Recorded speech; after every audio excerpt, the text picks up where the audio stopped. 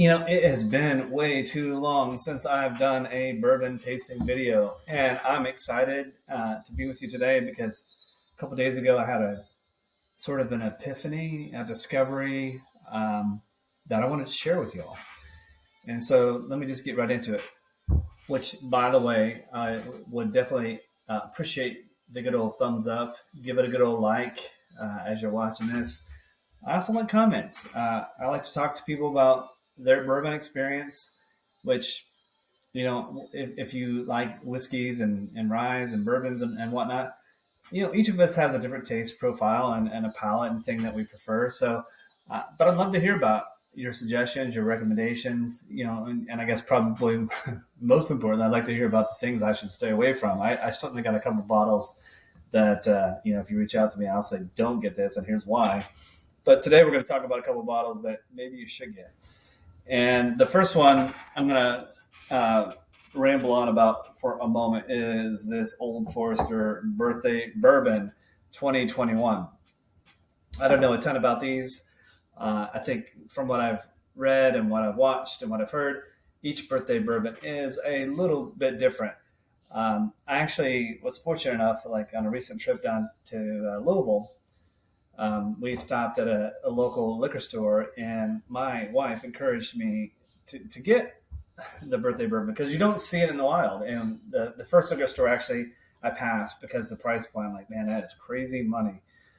And then we went to the next store, and they also had a bottle of this birthday bourbon. And yeah, it was salty price, but I pulled the trigger. I don't have a lot of regrets about that because, to this date, this is the best bottle of bourbon taste-wise. It's my favorite, right? And you can see when I buy a bottle of bourbon, I drink it. So everything I buy, I'm going to drink. I'm not going to let it sit on the shelf and collect dust and all those sorts of things. If I find one of these coveted bottles, I'm going to share it with people. And so if you would like to learn more about this bottle, or maybe have a sample sometime, just reach out, let me know, leave me a comment. I'd be happy to share a sample with you. It's so good. So what do we know about this birthday bourbon? I would say it's, of course it's Old Forester. Old Forester makes some fantastic products. One of my favorite products from there is the old 1920. You probably have heard me talk about that, but this single barrel strength is pretty phenomenal too. Now this is hard to find too, but if you can find it, I highly recommend getting it. It is so good, so good.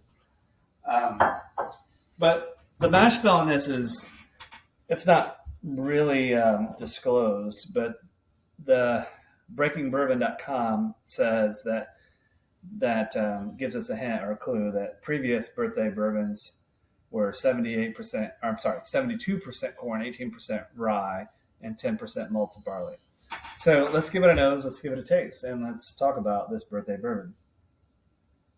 So just about everyone that I've seen that reviews or tastes Old Forester products, they talk about a banana note. And you get that on the nose. And specifically the banana note that I get, it's like, when you buy bananas from the store and like 3 days after you bring them home, they start to turn really brown. And then by day 4, they're like all brown and squishy and mushy, which, those bananas, nothing wrong with them. They're perfect for making some banana bread. But that smell with like the brown bananas, there's a smell to it. And I would say that this birthday bourbon definitely has old bananas, which doesn't sound like a positive thing, but it is a really, really smooth nose on that. So let's give it a taste.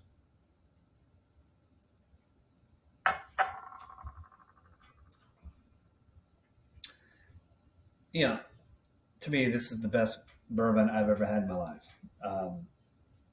Maybe I'm justifying that in my head because I know what I paid for this. I don't think so. To me, it just tastes like a warm slice of banana bread.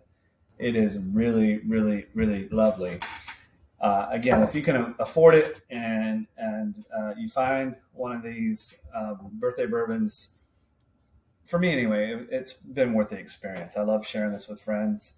I love having this from time to time, but this is a really, really good pour. But Here's my discovery that happened just the other day, actually. I mean, I got a variety of things, some of which you can see behind me, that I like to dig into, and I like to, like, on a weekend, maybe kind of just experience a particular bottle, just kind of like sink into it, maybe over the course of a few hours, and just kind of really just dive into it. So I've had this next whiskey before, but I don't think I really appreciated it the first time or two that I maybe had it. And that next bottle of whiskey is New Riff Kentucky Straight Malted Rye Whiskey, aged 6 years. Now you can see I might have enjoyed this a fair amount this weekend because we're down to the bottom. But the reason I'm comparing or bringing this out in a with the Birthday Bourbon is I felt like when I was sipping on this the other night that this was just as good as that Birthday Bourbon. Now, that's a rye whiskey. It's 100% malted rye. But to me, the nose, gosh, is so similar, which is bizarre for me. Yeah, the nose is like, I think if I had these blind, I would not be able to distinguish the difference, at least on the nose. And then when you taste it,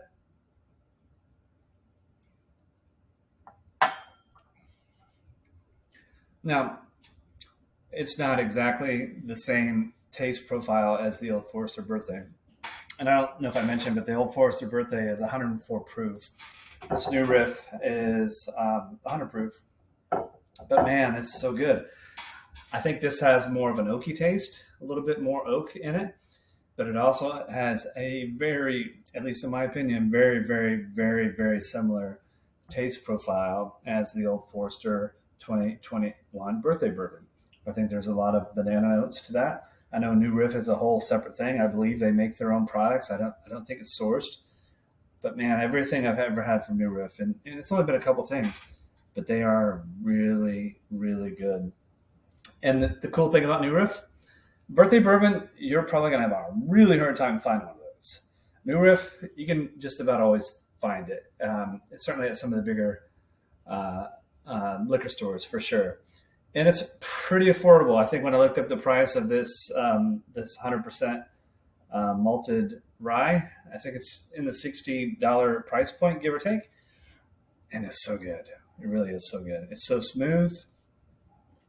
It's so smooth. So this could be a bold comment that I'm making, but to me, these are very comparable bottles, with a couple of exceptions. You can find the New Riff pretty readily available, and you're going to be able to get a bottle of this 100% malted rye for right around $60, give or take. So if you wondered what the 2021 Birthday Bourbon tastes like, you can get pretty damn close by trying this New Riff malted rye. So anyway, what do you think? Have you had either of these? What do you think about the Birthday Bourbon? What do you think about the New Riff?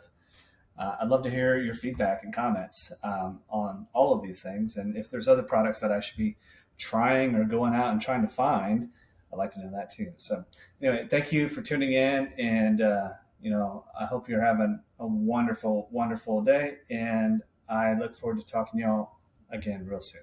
Take care.